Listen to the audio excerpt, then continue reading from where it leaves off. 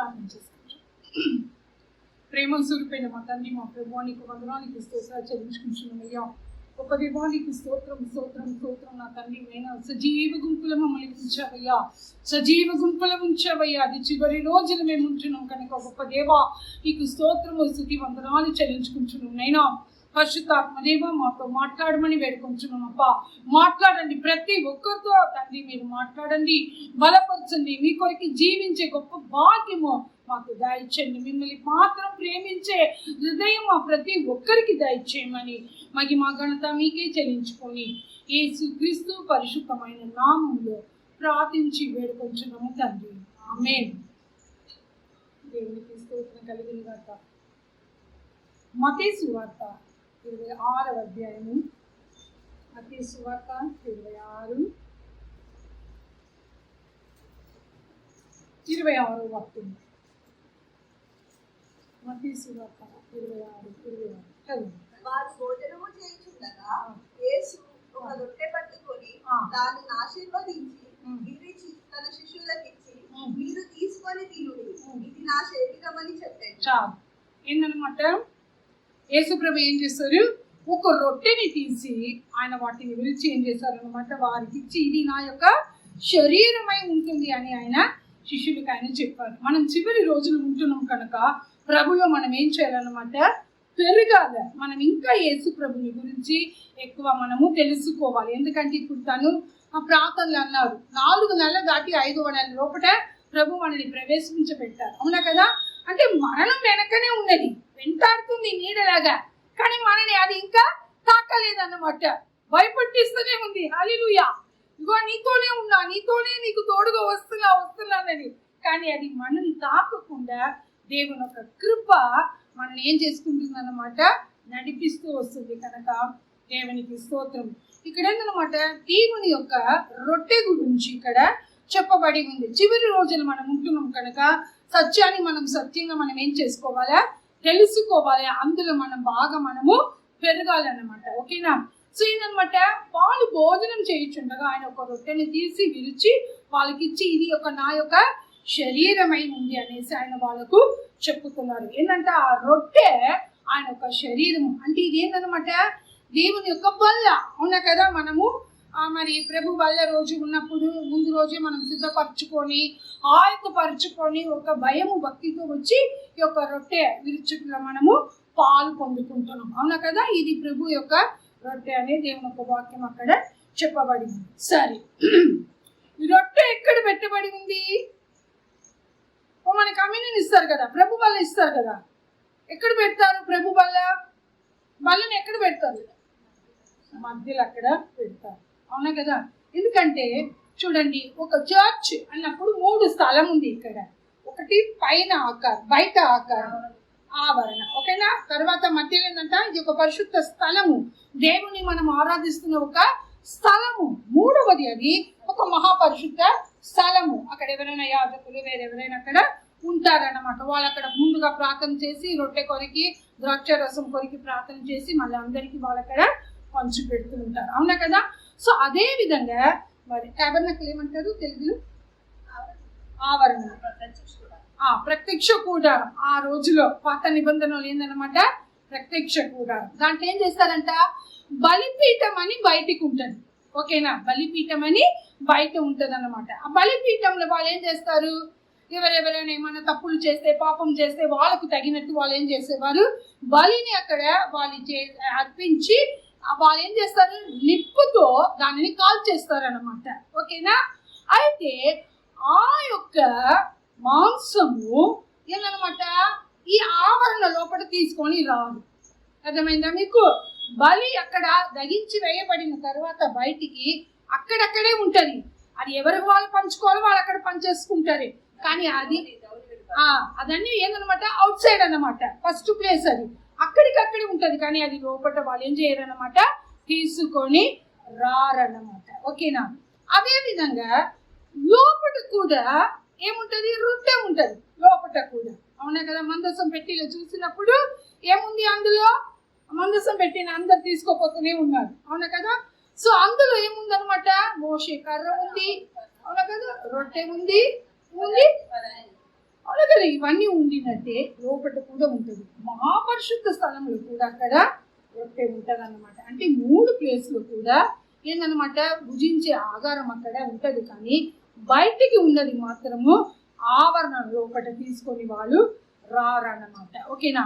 అందుకే ఏమవుతుంది చూడండి, పాత నిబంధనలు చూసినప్పుడు ఎంతో మంది భక్తులు అవునా కదా, వాళ్ళు ఏం చేశారు, బలి అర్పించారు. బలి అర్పించేసి ఆవరణ లోపల కూడా వచ్చారు. నీతిమంతులు వాళ్ళు. ఓకేనా? వాళ్ళు నీతిమంతులు. కానీ వాళ్ళు ఎక్కడ ప్రవేశించలేదు, 3వ స్థలానికి వాళ్ళు అక్కడ ప్రవేశించలేదు. ఓకేనా? ఇప్పుడు మనం ఏ స్థలంలో ఉన్నాము, 2వ స్థలంలో ఉన్నాం. బయట లేదు మనం. అర్థమైందా? మనము ఎక్కడ ఉన్నాము, ఆవరణలో దేవుని ఆరాధించే మనము పరిశుద్ధ స్థలములో మనము ఉంటున్నాం కనుక దేవుని స్తోత్రం. వాక్యం తీసుకుంటాం. మనం హెబ్రీ పత్రికలో ఒక వాక్యం ఉంది, దయచేసి మనం తీసుకుంటాము. చూడండి, హెబ్రీ పత్రిక 11వ అధ్యాయము 39-40 వాక్యము చదవండి. తీసిన వారు త్వరగా. వీరందరూ తమ విశ్వాసము ద్వారా సాక్ష్యము పొందిన వారైన మనము లేకుండా పునులు కాకుండా నిమిత్తము దేవుడు మన కొరకు మరి శ్రేష్టమైన దానిని ముందుగా సిద్ధపరచును. ఏంటంటే అది యేసుక్రీస్తు శరీరము. యేసుక్రీస్తు మనకిచ్చిన ఆ యొక్క జీవ అప్పం అన్నమాట, జీవ రొట్టె. అది అర్థమైందా? వీరందరూ వాళ్ళు ఏంటన్నమాట, వీరందరూ నీతిమంతులే, పరిశుద్ధులే. వీరందరూ కూడా ఏందనమాట, ఆ యొక్క మహాపరిశుద్ధ స్థలానికి వెళ్ళాలని ఆశ కలిగిన వారే వీళ్ళందరూ కూడా. కానీ వాళ్ళక్కడ వెళ్ళలేకపోయారు. అర్థమైందా? వాళ్ళు ఏందనమాట, వెళ్ళలేకపోయారు. ఇంకొకటి మీకు మంచిగా అర్థమయ్యే విధముగా చెప్తాను చూడండి. ఆ కాలంలో ఏ విధంగా బలిపీఠం ఒకటి ఉండేది, మరి ఆవరణ ఒకటి ఉండేది, మహాపరిశుద్ధ స్థలము ఉండేదన్నమాట. ఓకేనా? అదే విధంగా చూడండి, ఇప్పుడు మనం ఎక్కడ ఉన్నాము, ఈ యొక్క ఆవరణ అంటే ఏంటి, సంఘము. ఇది ఒక పరిశుద్ధ స్థలము, సంఘము. సో మనం బలి ఇవ్వడానికి ఇప్పుడు లేదు. ఓకేనా? బలిపీఠానికి వెళ్ళడానికి లేదు. మనం అది దాటేసి మనం ఇక్కడ వచ్చేస్తున్నాం. అర్థమైందా మీకు? అవి దాటేసి మనం ఇక్కడ వచ్చినాం కనుక బలి ఇచ్చిన వాటిని భుజించడము ఇక మనము చేయకూడదు. అర్థమైందా? బలి ఇచ్చే వాటిని మనము భుజించకూడదు. బలి ఎందుకు ఇవ్వబడింది?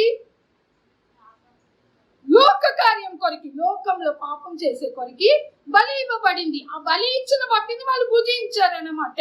కానీ మనకి యేసుక్రీస్తు మన పాపం కొరికైనా బలి అయిపోయారు కనుక మనం ఇక మీదట బయట ఉన్న వాటిని భుజించడానికి లేదన్నమాట. ఓకేనా? ఈ యొక్క ఆవరణని ఏంటంటే ఈ సంఘమే పరిశుద్ధ స్థలము. మహాపరిశుద్ధ స్థలం ఎక్కడుంది? పరలోకము. ఓకేనా? మనం బయట బలిపీఠం దాటి ఇక్కడ 2వ స్థలానికి వచ్చేసినాము.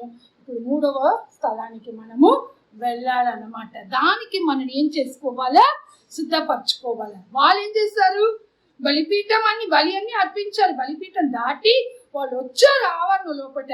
కానీ దేవుని రాజ్యంలో వాళ్ళు ప్రవేశించలేక పోయారన్నమాట. ఓకేనా? అదే విధంగా మన శరీరంలో కూడా పైన చూసేది శరీరము, లోపల ఏముంటది? ఆత్మ, తర్వాత దేవుడిచ్చిన ప్రాణం ఉంటుంది. అవునా కదా? సో పరలోక రాజ్యంలో ఏం వెళ్ళదన్నమాట? ఈ శరీరం వెళ్ళదు. అవునా కదా? ఈ రక్తము మాంసం అక్కడ వెళ్ళదన్నమాట. ఓకేనా? సో కాబట్టి ఏందన్నమాట, బయట ఉన్నది లోక కార్యాలు. ఆ లోక కార్యాన్ని మనమే ఇక్కడ సంఘము లోపట ఈ యొక్క ఆవరణలో మనం ఏం చేయకూడదు అన్నమాట, తీసుకొని మనము రాకూడదు. వాక్యం మనం ముందు చూడబోతున్నాము. ఏంటి అదనేసి వాక్యం తీసుకుంటాం. మళ్ళీ ఒక వాక్యం తీసుకుంటాము. చూడండి, దేవుని స్తోత్రం కలుగును గాక. ఇక్కడ మనం ఒక వాక్యం తీసుకుంటాము. 1 కొరింథీ పత్రిక 11వ అధ్యాయము 28-30 వాక్యం. 1 కొరింథీ పత్రిక చదవండి. కాబట్టి ప్రతి మనుషుడు తన్ను తాను పరీక్షించుకొని అలాగు చేసి ఆ రొట్టెను తిని ఆ పాత్రలోనిది త్రాగవలెను. ప్రభువు శరీరమని వివేచింపక తిని త్రాగువాడు తనకు శిక్షావిధి కలుగుటకే తిని త్రాగుచున్నాడు.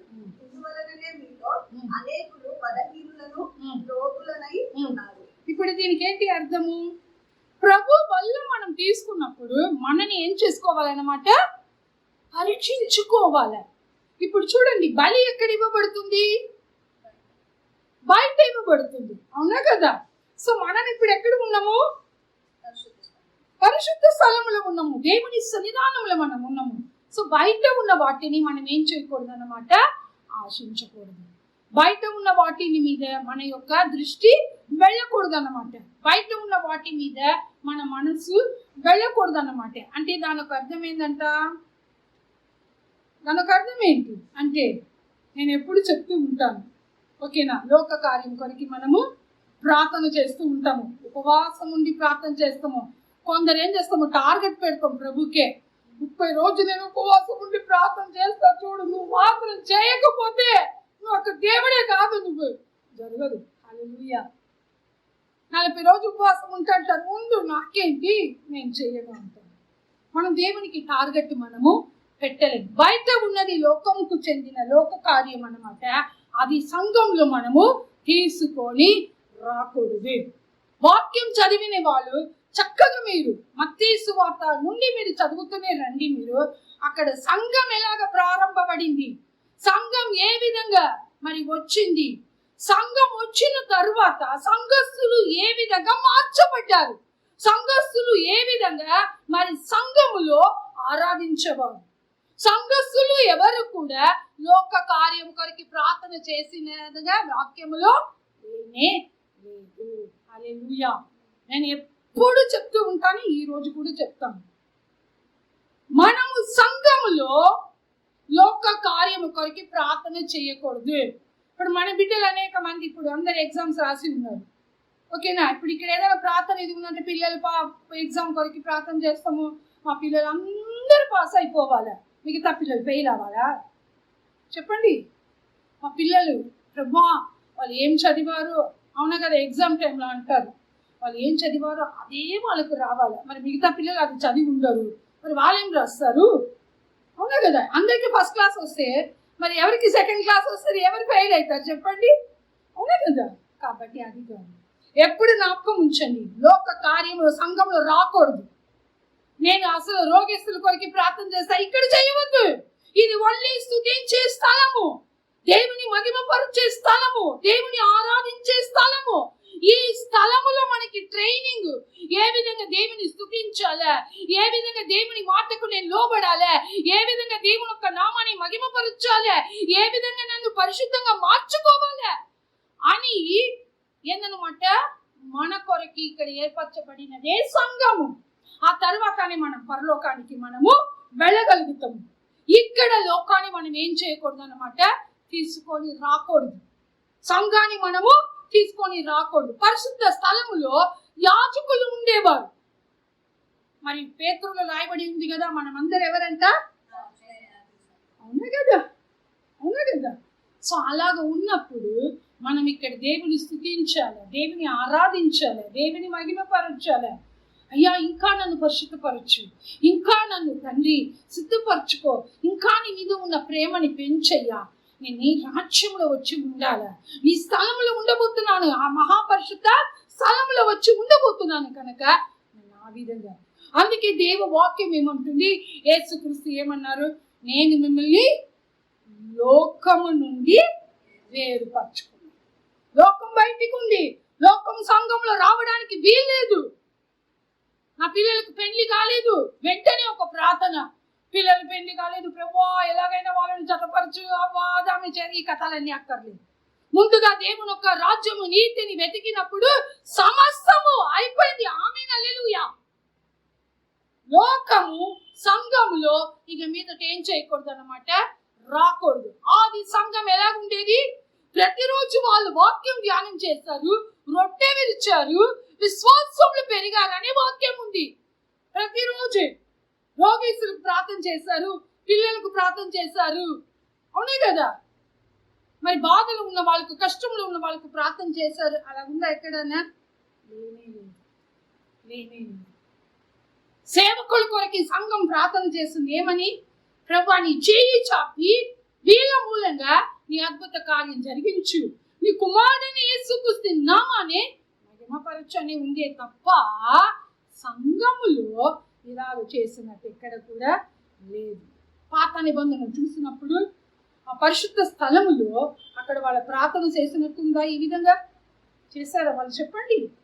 లేదు కదా. మరి మనం మార్చుకోవాలి.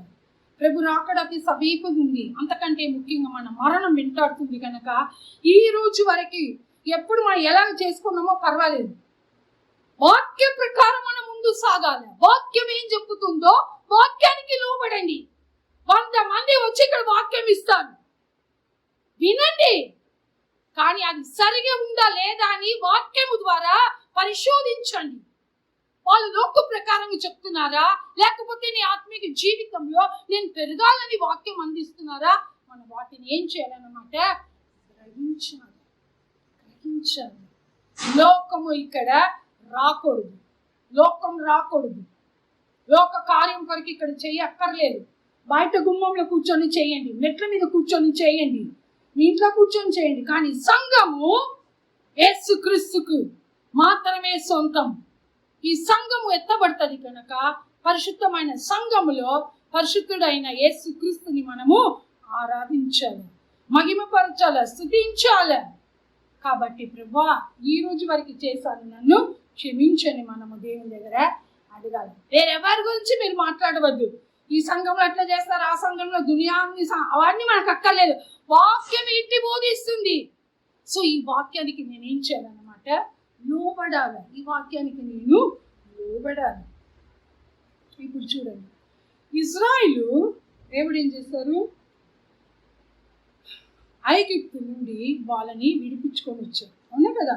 అరణ్యంలో 40 సంవత్సరం వాళ్ళని నడిపిస్తున్నారు మోషే యొక్క ఆయన యొక్క ఇదికి. అవును కదా. అయితే అప్పుడు ఏం చేస్తున్నారు వాళ్ళు, మాకు ఆహారం లేదు, నీరు లేదు, ఏమి లేదు. వాళ్ళు ఎప్పుడు చూసినా కంప్లైంట్సే. అవును కదా. మనం కూడా అట్టండి, ఎప్పుడు చూసినా కంప్లైంటే. దేవుడు మనని ఎంత ఆశీర్వదించినా, ఎంత దీవించినా, ఎంత మనకి కావాల్సిందో ఆయన అనుగ్రహించినా కూడా ఇంకా లేదు లేదు లేదు, కావాలా కావాలి ఎప్పుడు అంటూ ఉంటాను. బిచ్చ పొడుగులాగా మనం అడగకూడదు. We are not a beggars. మనం దేవుని బిడ్డలము, దేవుని ఒక వారసులము. కాబట్టి మనము ఆ విధంగా చెప్పుకుంటాం. ఒక వాక్యం తీసి మనం చదువుకుంటాము. దయచేసి వాక్యం తీయండి మీరు, దేవునికి చూడండి. 1 కొరింథీ 15వ అధ్యాయము 19వ వాక్యం. 1 కొరింథీ ఈ జీవిత కాలము మట్టుకే మనం క్రీస్తునందు నిరీక్షించు వారమైన ఎడల మనుషులందరికంటే దౌర్భాగ్యులమై ఎందుకు కదా. మనం ఎవరన్నమాట, ఈ జీవిత కాలం మట్టుకే ఇక్కడ జీవించిన వారికి దేవుని దగ్గర మనం అడిగి పొందుకున్నామంటే మనలాంటి దుర్భాగ్యులు ఎవరు కూడా లేరని దైవ వాక్యం మనకి హెచ్చరిస్తుంది. ఎప్పుడు చూసినా మన గోల ఇదే, ఇక్కడ ఉన్న వాటి కొరకే అడుగుతూ ఉంటాం. అవునా కదా. సో ఇది అక్కర్లేదు. మనం ఇక్కడ ఉండే వాళ్ళమే కాదు, నేనైనా 100 years ఉంటాం అంతే, అంతకన్నా మించి ఉండలేము. ఉంటామా? ఏమో అంతవరకు ఉంటామో లేదో. హల్లెలూయా. ఉంటే ఏడుపే, దుఃఖమే. 100 years ఉన్నా కూడా మనకి తృప్తి ఉండదు. నాకు ఇంకా కావాలి, ఇంకా కావాలి, ఇంకా కావాలని అడుగుతూనే ఉంటాం. అవునా కదా. కాబట్టి ఈ జీవిత కొరకే మన ప్రభు దగ్గర ఏంటంట, విశ్వాసం కలిగి ఉండేవారు ఉండకూడదు, మనం అడిగే వాళ్ళకి ఉండకూడదు. మనలాంటి దుర్భాగ్యులు ఎవరు ఉండరంట. ప్రభా నాకు కావాల్సింది నీకు తెలుసయ్యా, నువ్వు నాకు ఇస్తావు ప్రభా. ఈ నెలకి నాకు ఏమేమి కావాలో మీకు తెలుసు నా ప్రభా, మీరు నాకు ఇస్తారయ్యా, మీకు నాకు ఇస్తారు ప్రభా. అదనేసి మనం దేవుళ్ళు ఆ విధంగా మనము ఉండాలన్నమాట. దేవుని స్తోత్రం. జస్ట్ ఈ యొక్క ఆర్ఫన్ పిల్లల కొరికి VBS జరుగుతుంది కదా, ఒక 3 days పెడతాం అనేసి నేను అనుకున్నా. నెక్స్ట్ వీక్ నుంచి పెడతాము అది అని చెప్పేసి ఆ విధంగా నేను అనుకున్నా. ప్రభా నీ చిత్తం ఉంటే నడిపించు ఆ పిల్లలకు VBS నడిపించడానికి, ఎందుకంటే చాలామంది పిల్లలు ఉన్నారు అదని చెప్పేసి. అయితే ఈ ఫ్రైడే ఏం చేశాను, నిన్న ఫాస్టింగ్ ప్రేయర్ వాళ్ళ ఉన్నప్పుడు ప్రేయర్ చేసిన తర్వాత అప్పుడు నేను అన్నాను, ఫాస్టింగ్ ప్రేయర్ ఎట్లుంటుంది, ఏ పాయింట్స్ ఉండదు, ఎవరెవరు వాళ్ళ యొక్క విశ్వాసం పెరగాల, పరిశుద్ధతలో పెరగాల. నా ప్రార్థన సమయాన్ని నాకు తండ్రి ఇంకా బలపరిచి ఇంకా ఎక్కువ చేయి, ఇదే ప్రార్థన ఉంటుంది, వేరే ఏ అంశం ఉండదు ఫాస్టింగ్ ప్రేయర్లో. అప్పుడు అన్నాను ఇలాగ ఏదో ఒక పేరు ఎక్కడ వచ్చింది నాకు, దేవుని చిత్తం ఉంటే అలాగ చేయాలని అనుకుంటున్నాను అని అంటే, ప్రేయర్కి ఒక 13 మంది వచ్చారు. అందులో 5 మంది అన్నారనమాట, సిస్టర్ మీరు ఏమి ఇస్తారు, బ్రేక్ఫాస్ట్ ఇస్తారా సిస్టర్, మీరు వేరేమి ఇస్తారు? ఒకరోజు భోజనం మేము 5 మంది ఇచ్చేస్తాం అందరం అని. సో 267 మంది పిల్లలు ఉన్నారు, వాళ్ళందరికీ భోజనం ఇస్తాను. చూసారా, అడగనే లేదు పెట్టాలా అని, నాకు ఏరేపన ఉంది అదనేసి. ముందుగా దేవుని యొక్క రాజ్యము నీతిని వెతికినప్పుడు మన అవసరత అంటే దేవుడు ఏం చేస్తాడంట, తీరుస్తాడు. తప్పనిసరిగా తీరుస్తాడు, తప్పనిసరిగా. అందుకే ఈ వాక్యం ఎంత విధాన్ని మంచిగా మనతో మాట్లాడుతుంది. ఇక్కడ ఉన్న వాటి కొరకు మాత్రం మనము అడగకూడదంట. ఇది పరిశుద్ధ స్థలము, ఇక్కడ ఏం అడగాలని మనము తెలిసి ఎరిగి వచ్చి కూర్చోవాలి. ఆరాధనకి వస్తున్నాను, చర్చికి వెళుతున్నాను, దేవుని యొక్క వాక్యం వినడానికి వెళుతున్నాను. సో కాబట్టి ప్రభువా నేను ఏం అడగాలి ఇక్కడ ఈ పరిశుద్ధ స్థలములో అనేసి దేవుని దగ్గర మనం అడిగి సిద్ధపరచుకొని మనము రావాలి. ఒక వాక్యం తీసుకుంటాము, మార్కు సువార్త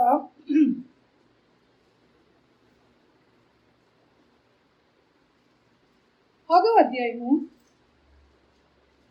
మార్కు సువార్త 10వ అధ్యాయము ఆ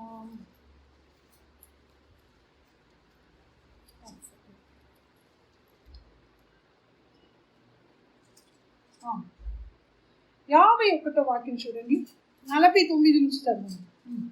అప్పుడు యేసు పిలిచి వానిని పిలువడని చెప్పగా, వారు గుడ్డి వానిని పిలిచి ధైర్యము తెచ్చుకొని ఆయన నిన్ను పిలుచుచున్నాడు లెమ్మని వారితో 46 చదువుడా ఒకసారి. వారు యెరికో పట్టణంలోకి వచ్చి ఆయన తన శిష్యులతోనూ బహు జన సమూహముతోనూ యెరికో నుండి బయలుదేరి వచ్చుచుండగా తిమాయి కుమారుడకు బర్తిమాయి అను గుడ్డి భిక్షకుడు త్రోవ ప్రక్కన కూర్చుండెను. ఈయన నజరేయుడైన యేసు అని వాడికి, దావీదు కుమారుడా యేసు నన్ను కరుణింపుమని కేకలు వేయ మొదలు పెట్టాను. కూడకుండమని అనేకులు వారిని గద్దించిరి గాని వాడు దావీదు కుమారుడా నన్ను కరుణింపుమని మరి ఎక్కువగా కేకలు వేశారు. అప్పుడు యేసు నిలిచి వారిని పిలువడని చెప్పగా, వారు వృద్ధి వారిని పిలిచి ధైర్యము తెచ్చుకొనుము ఆయన నిన్ను పిలుచుచున్నాడు లెమ్మని వారితో చెప్పింది. అంతటా వాడు బట్టలు పారవేసి దిక్కున లేచి యేసు వద్దకు వచ్చెను. యేసు నేను నీకేమి చేయకూడదు. ఉండమ్మా ఆయన ఎవరంట? బర్తిమేయులు. ఆయన ఎవరంట? ఒక గుడ్డివాడు, ఆయనకు కన్ను కనబడదు. అది మాత్రం కాకుండా ఆయన ఒక బిచ్చగాడు, అవునా కదా? OC beggar man. ఆయన ఏం చేస్తున్నాడు? వచ్చేవారు పోయేవారి దగ్గర అమ్మా అయ్యా నాకు బిచ్చమే, నాకు కళ్ళు లేదు చూపు లేదు, కళ్ళు లేదు చూపు లేదని అడుగున్నవాడు అన్నమాట. సో ఆయన ఎవరు వస్తారని విన్నాడు? యేసు వస్తున్నాడని విన్న వెంటనే అప్పుడు ఏం చేస్తున్నాడు? దావీదు కుమారుడా నన్ను కరుణించు. అంతవరకు ఎవరి దగ్గర అయినా అయ్యా నీ కళ్ళు నాకు ఇవ్వవా, నాకు 2 కళ్ళు లేదు, నాకు చూపు లేదు అడిగినా ఎవడు కూడా ఇవ్వరు అని ఆయనకు తెలుసు. అర్థమైందా? అందుకే వాళ్ళ దగ్గర ఏదో పైసలో ఏదో సహాయం ఆయన అడిగి పొందుకున్నాడు అన్నమాట. కానీ యేసు దగ్గర వచ్చిన తరువాత ఆయన ఏం చేశాడు? యేసు దగ్గర వచ్చక ముందే బట్టలు బిట్టలు అన్ని పారేసుకున్నాడు అన్నమాట. నాకు కావాల్సింది ఇచ్చేవాడు ఇక్కడ వచ్చేసాడు అని చెప్పేసి ఆయన అక్కడ వెళుతున్నాడు. ఈ స్థలము నీకు కావాల్సినది ఇచ్చే స్థలము. హల్లెలూయా! యేసు ఉండే స్థలము, దేవుని యొక్క ప్రసన్నత ఉండే స్థలం కనుక ఏందన్నమాట, ఎవరు ఇవ్వలేనిది ఈయన దగ్గర మీరు అడగాలి. పరలోక రాజ్యము ఎవరి దగ్గర అడిగినా ఇవ్వలేరు. ఏ బోధకుడు ఇవ్వడు, ఏ మిషనరీ ఇవ్వడు, ఏ శిష్యుడు ఇవ్వడు, అవునా కదా? ప్రభువా నీ రాజ్యానికి నేను రావాలని కోరుకుంటున్నాను, ఆ విధంగా నన్ను మార్చుకో ప్రభా, ఆ విధంగా నన్ను సిద్ధపరచుకో ప్రభా అని ఇక్కడ అడగాలి. మనం వేరే ఏది మన మైండ్కి రాకూడదు. యేసు ప్రభు అడుగుతున్నాడు, ఏనా నీకేం చేయాలా? ఎదురుగా చూస్తున్నాడు. ఆయనకైతే కళ్ళు కనబడలేదు, యేసు ప్రభుకి కళ్ళు కనిపిస్తుంది కదా. అయ్యో పాపం నేను గుడ్డివాడు కదా, ఆయనకి ఏం కావాలని. కానీ ఆయన లోపట నుండి రావాలి. నా దగ్గర బిచ్చమే అడుగుతాడా? మనం అడుగుంటున్నాం కదా ప్రార్థనలో, ప్రభా నాకు ఉద్యోగం కావాలి, ఇల్లు కట్టుకోవాలా, అప్పులు తీరిపోవాలా, పిల్లలు పెండి కావాలా, పిల్లలకు పిల్లలు పుట్టాలా, వాళ్ళకు పెండి కావాలా, అవన్నీ నేను చూసి లాస్ట్గా నేను సమాధికి వెళ్ళాలా, ఇలాంటి ప్రార్థన చేసుకుంటున్నాం కదా. అలాగా అడుగుతాడా అని చూశాడు. కానీ ఆయన ఏమన్నాడు? నాకు చూపు కావాలి, నువ్వొక్కడే నాకు కళ్ళు ఇవ్వగలుగుతావు, నువ్వొక్కడే నాకు చూపు ఇవ్వగలుగుతావు, వేరెవరు ఇవ్వరు నాకు అదన్న వారికి అప్పుడు ఏం జరిగింది? చూపు వచ్చేసింది. హల్లెలూయా. అంతవరకు ఆయన ఎవరి దగ్గర అడగలేదు. ఎవరి దగ్గర అడిగాడంటే ఉందా వాక్యములో? లేదు. బిచ్చం అడిగాడు అంతే. కానీ ఎవరి దగ్గర కూడా చూపు కళ్ళు ఆయన అడగలేదు. ఆయనకు తెలుసు ఏ వ్యక్తి దగ్గర ఏది అడిగితే నేను పొందగలుగుతానని. మరి మనకు తెలిసిందా? ఇన్ని సంవత్సరం నుంచి సంఘానికి వస్తున్నాము, ఇన్ని సంవత్సరం నుంచి వాక్యం వింటున్నాము. మరి ఏ వాక్య ప్రకారం దేవుని దగ్గర నేను అడిగి పొందాలని తెలుస్తుందా మనకి? నా ప్రభు దగ్గర ఏం అడగాలని మనకు ఆ జ్ఞానం ఉందా? లేదు. కాబట్టి ఏంటంట, బయటకున్న కార్యము అయిపోయింది. మనం బయటకున్న వాళ్ళం కాదు, వచ్చేసాము, ప్రవేశించున్నాము లోపట. ఇప్పుడు మహాపరిశుద్ధ స్థలములో ప్రవేశించడానికి మనని సిద్ధము చేసుకోవాలి, మనల్ని ఆయత్తపరుచుకోవాలన్నమాట. ఒక వాక్యం తీసుకుంటాము, సంఖ్యాకాండము నంబర్స్ తీసుకోండి. సంఖ్యాకాండము